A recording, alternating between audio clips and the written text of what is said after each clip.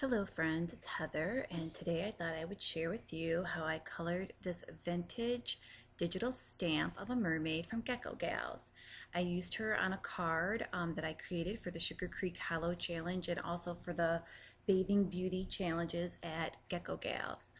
Alright, so you'll receive your image. It'll come in a JPEG format and it will have a white background.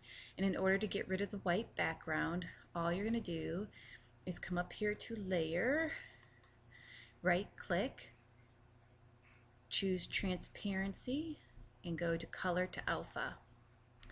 This little box will show up here, and you'll see that the main color here is the white, and this is what you're going to end up seeing now instead of the white background. So it's going to remove the white, and there it's gone. So let me really quick turn that on because I was actually working on this layer. That was my original. I always like to keep an original just in case I make a mistake. Alright, the next thing that I did was I was going to create this into a die cut, and so I went ahead and used the eraser tool, and let me get a bigger brush so you can see it a little better. Here we go. And I erased some of her hair, so that way it would be much easier for me to go ahead and color her hair in and then cut it out.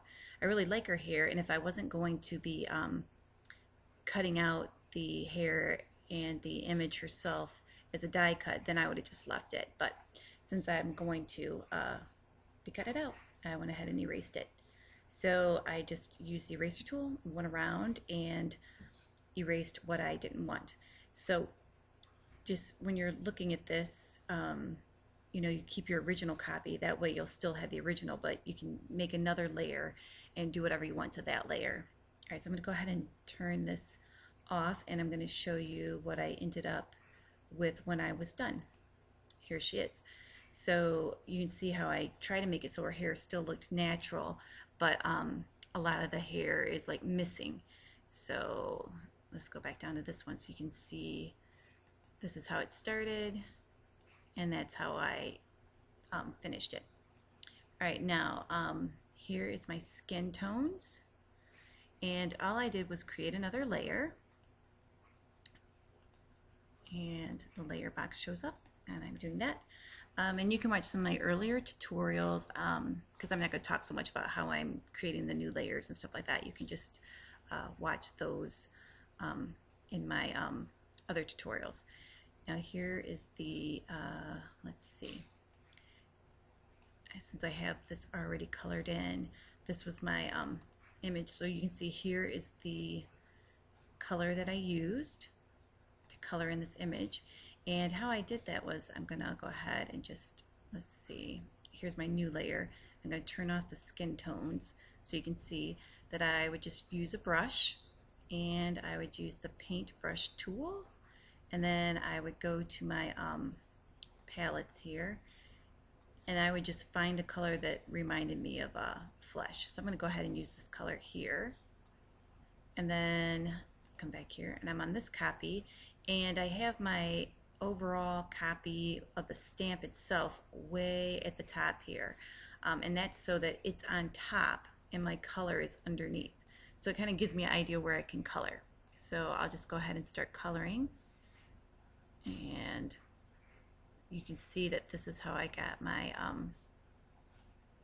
coloring for the skin.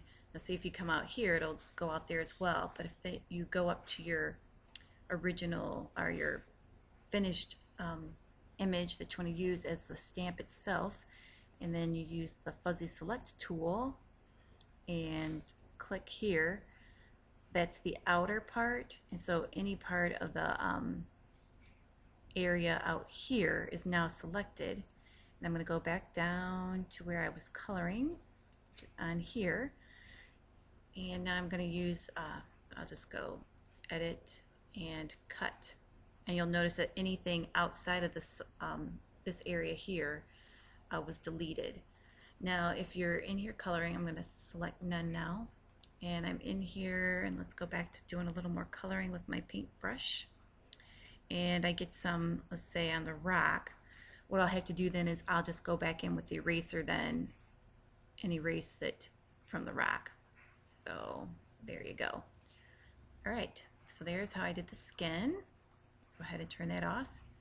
And I'll go ahead and turn on the skin that I kept. And so you'll notice all this little dark area that looks like shading. Well, that's part of the actual digital image. So it kind of saves you some time because you don't have to go in and do any shading on your own.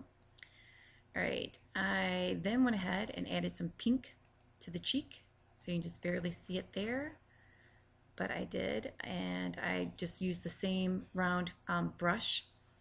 And here I'll show you real quick. New layer, okay. And let's see. I'll go ahead and turn that off. And actually, I guess I'll go up here and make a new layer because I can't just easily move them when I'm doing a tutorial for some reason. Right, I'll go ahead and use the paintbrush. I'm going to bring up my color palette again here, and I'll just go with the pink color. And then I'll just put some pink on her face with the brush. And then I will use the smudge tool and then go back in and just kind of give it a little smudgy smudge, and it looks more like a blush now, and it's not so harsh on the edges. Okay? Alright, so turn that off. Just leave this one on. Actually, it doesn't matter. I kind of like the new one just as much. All right, and here is the hair. And you see, like when I first colored the hair, I had the original image up, and then I colored her hair again with the area that I had deleted. So, and I just used red, and I came in and did kind of the same thing I did when I was coloring the skin, but I used the paintbrush and the red color. Next is the tail. And again, I did the same thing. I just used my paintbrush tool, and I chose a blue color that I kind of liked, and I just colored it in. Alrighty, let's go here. Let's see. Tail highlight. So what I did here, let me show you. I'll do this again. I'm going to create a new layer. Okay, and I'm going to turn this off. So I had my tail that I colored in with the bluish color, and let's say I used this color here.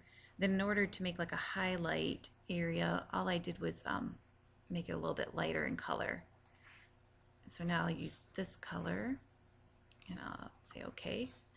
And I'm on my new layer, and let's see. It's a little bit lighter. You can see how it's a little lighter. And I may even use it. Let me put a little more in here. Otherwise, you could just use a bigger brush if you wanted. There we go. And again, I'm going to use the smudge tool and just kind of give it a little smudge here and there so it doesn't have such harsh edges. And it is sometimes easier if you use a larger brush, which I think I'll go ahead and let's use a larger brush. Here we go. So it just kind of adds a little bit more depth to your project. Okay, so, and you can spend as much time on doing that as you like. Let's see, so here is my highlight. And here are some additional colors I added to the tail. So I just added a little bit of green, and the way I did that was I just simply put some green on a new layer. So let's see, let me find where I just had it. Did I put it below it? Yeah, okay. You just go to your toolbox, get your color palette. Let's say I'm going to use this green here, and I have my paintbrush.